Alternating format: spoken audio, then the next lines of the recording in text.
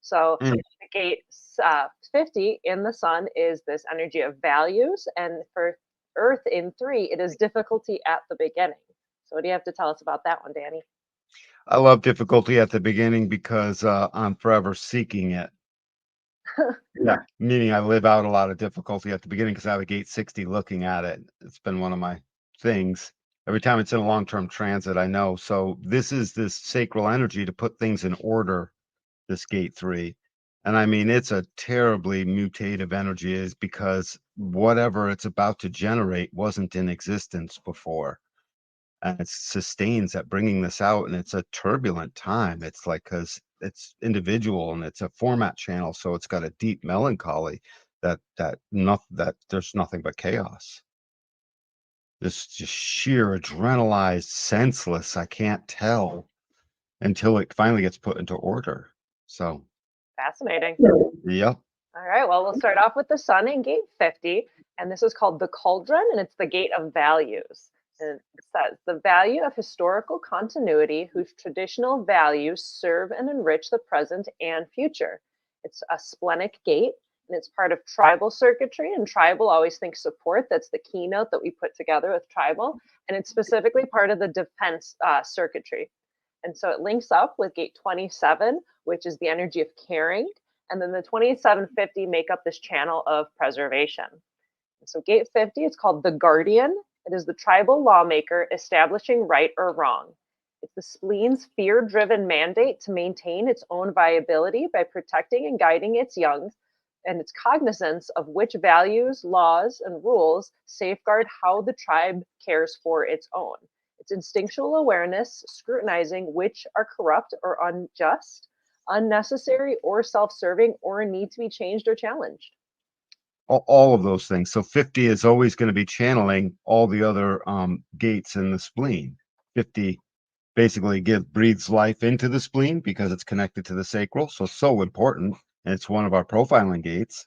When it comes right down to it, beyond the 6, there's this in the gate number 6.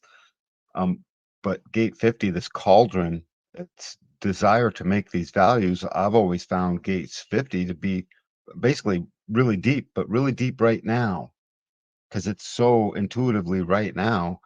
And think of what 50 is saying. So I think it's funny how fear does drive intelligence. That's one of the lessons we learn. There's sudden little fears snap and we get smarter because of it, or we fall into the abyss, of course. Um, and so 50's fear is about responsibility and taking on too much responsibility, and ultimately so much so that too much responsibility leads to we can't feed everyone. We can't educate everyone. We can't. This is too much. Sort of like what's going. Yeah, it's just too much, and it's just a lot of things. So we can't get to everyone. So 50 is very deep. It's very deep. It's very now as well. Fascinating. Mm. All right, so then we have the Earth receiving the solar energy. The Earth is in gate 3, which is called difficulty at the beginning, and it's the gate of ordering. It's the acceptance of limitation as the first step to transcendence. It's a sacral gate, and it's part of individual circuitry. And so, individual, think empowerment. That's the keynote we're going to associate with it. And it's part of the knowing circuit, right? And it links up with gate 60, which is limitation. And then the 360 make up the channel of mutation. And it's transcending confusion and establishing order so that something new and potentially viable can take hold in the world, connection to unique and individual knowing with personal innovation, and the potential for making a significant contribution. And it's patience and waiting for correct timing is imperative as the on off creative pulse prevails, right? Because the root has that on off adrenalized pulse. So Yeah. the 3 is like catching that. So the timing has to be correct. The individual circuitry has it. Oh, Is yeah. the thing. So including all the integration gates because they're also in individuality. So it's there through the individual definition. All of it. This creative pulse. That's why the melancholy is there because once the creative pulse ends, the vacuum sinks in, right? And then as that sort of starts to lift, out comes the creativity again because the pulse never stops. It's always going to keep coming back. And I love how 3 and I like how these gates go together because when you see 3 and 50 in the sun earth on the personality side, and it's the cross of laws, and it says the law must be generated because there's a channel in here. There's a complete channel in this cross. That's the channel of mutation. So this cross is a generator. So the law and the values are, the law is about these values that tribally are sensitive enough to the right support for the right amount of people in the right way. Makes a good sheriff, makes, a constitutional sheriff, so to speak, or, you know what I'm saying, a fair one, a fair sheriff. And so with the right values, these values are everywhere. So gate 3 does, it helps literally bring it into order. If gate 3 brings the law into the world, gate 50 recognizes it and says, yeah, and the rest of the cross does the parts that it does for this cross of laws. I Absolutely think, fascinating. yep.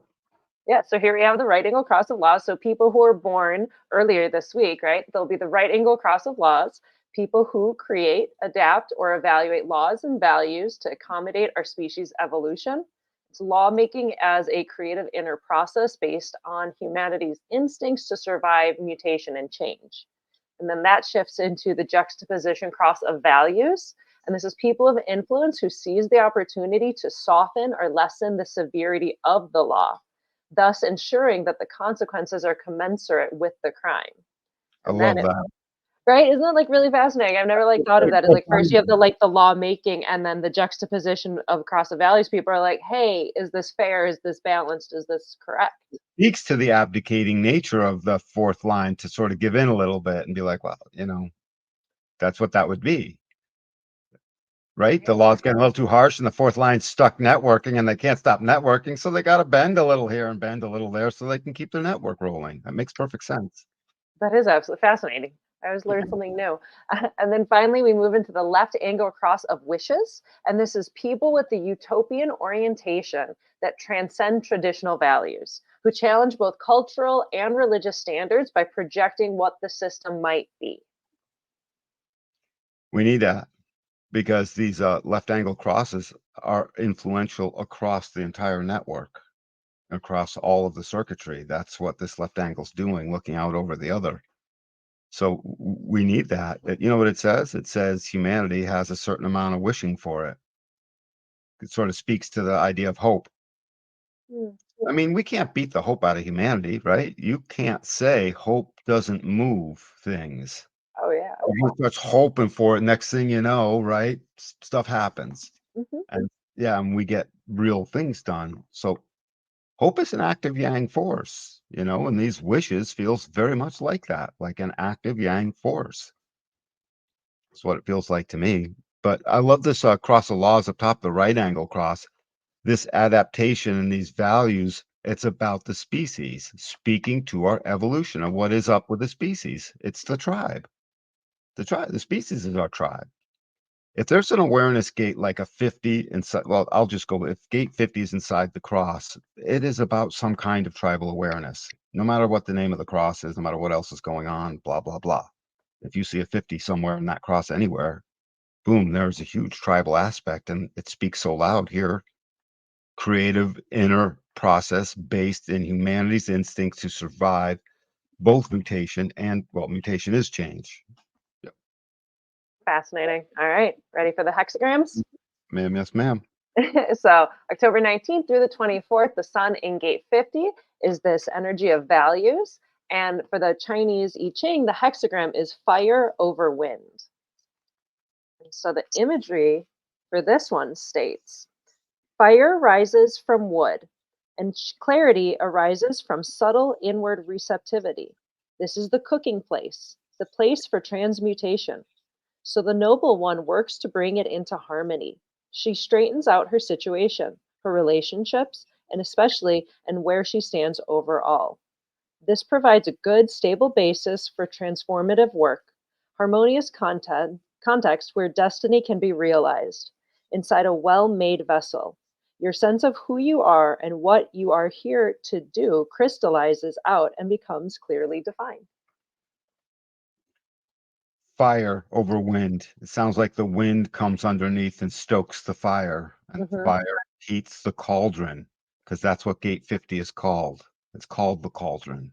It's the vessel in the I Ching, which is pretty neat too. Oh, nice. Yeah. So, I mean, it's this cauldron is where the brewing takes place. And the brewing in this case is the brewing of all the values and laws and this deep, rich tapestry of all the stuff that happened both before, now, and it's going to happen into the future. 50 is concerned with all of it. That's why its fear is too much responsibility. So it's not really in any of the other streams of awareness. So we can't call it a gate 7 looking into the future awareness or a gate 13 looking into the past awareness or necessarily a now. It's all of it because it's part of a source wave, just like the 59 and the 6 on it the other side. It's mirror. So I like fire over wind. For the earth, it's difficulty at the beginning, and it's water over thunder. So this one says the name of it in the I Ching is sprouting, and it states clouds and thunder sprouting. A noble one weaves warp and weft. At the beginning, clouds and thunder swirl together in a creative ferment. The creative impulse rises like thunder and flows out into the world's confusion. The word for warp threads also means a canonical text and a channel where energy flows. These are the first principles. You can weave all the colors of experience into the structure they provide, translating creative chaos into creative order. Are you familiar what warp and weft is referring No, to? no Okay, problem. that's what I figured. So warp and weft, so when you have a woven piece of cloth, then Mhm. one direction is the warp and the other direction is the weft. Oh, So that's what it's saying is that the warp threads also refer to a canonical text and where energy flows. So it's saying like how fabric is woven, like cloth yeah. is woven. Then that same word also correlates to a channel where energy flows, and so you It's can. Oh, this go ahead. gate 3 very much feels like because the name, the updated name, is just called ordering. Hmm. It's just ordering and putting things into order suddenly, though, a mutative order. So it's not like you meant to do it. It's not like you scheduled it. And it's not like it was no big deal. It's a huge big deal because it wasn't there before. Ordering just took place. That's the mutation. And that's a lot of mutation. And it reminds me of thunder underwater. I picture thunder bubbling up through the water, and I'm like, that's strange. Just like whatever's about to come out of gate 3 is new and mutative. And it's going to sustain because there it is in the sacral. It's really interesting. I like that you brought in that it's also referred to as like this ordering, and I love this last line where it says that within first principles, it's about weaving all colors of experience into the structure they provide, translating creative chaos into creative order. Dude, it's perfect. Yeah, the tapestry finally comes to light. Oh, I see it. It's a portrait of man, somebody or whatever. It's a portrait of grandma. I see what you did. Right. Absolutely. And not until the final threads are sewn does the ordering take place. So that's how our laws have come into place. It says our laws have been a mutative process. The laws that have governed humanity this whole time and keep evolving has been a mutative process. And since this is so deep, I would think that over the past week and up through today and tomorrow, there's a sense of duty waiting, percolating like the thunder underwater, percolating up just sort and you know what? Because it's so mutative and then now, it's not like I can tell anybody for sure, oh yeah, you'll feel this thing. They will or they won't, right? It's mutative. It's in a pulse. So if it shows up, you felt a sense of duty and a sort of sense of stay with it because of rightness. It was right. The sense to do it because it was the right thing to do. Um, and it'll show up out of nowhere as a thing. So it'd be funny. I wonder if I had a big audience, I could ask their hands. So how many people this week totally didn't feel like doing the thing, totally didn't feel like doing the thing. Finally, the pressure got too much. They did the right thing. But if they could have gotten away with it, they wouldn't have. You know what I mean? Hmm. But and they got caught up in doing the right thing, just sort of an energy towards a duty to our fellow tribe. Don't forget that sensitivity is required in the tribe. It's the sensitivity to spot the need for support. You got three words in that tribal stream: sensitivity, need, and support. And you can mix those up into quite a bit of verbiage, colorful verbiage to explain anything, really. Hmm.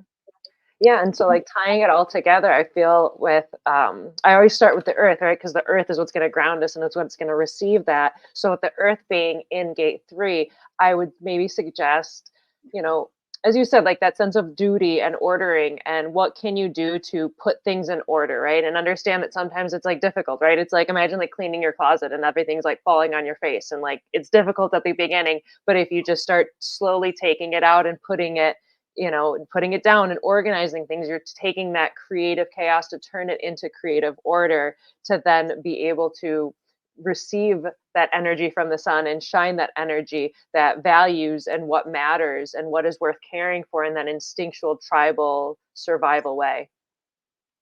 I love that. I just have sort of a cool thought. That's why I Yeah, guess I raised my hand actually. That was funny. It's like, oh, oh, it oh, was oh. cute. I do the same thing, but I appreciate that you let me finish my little thought.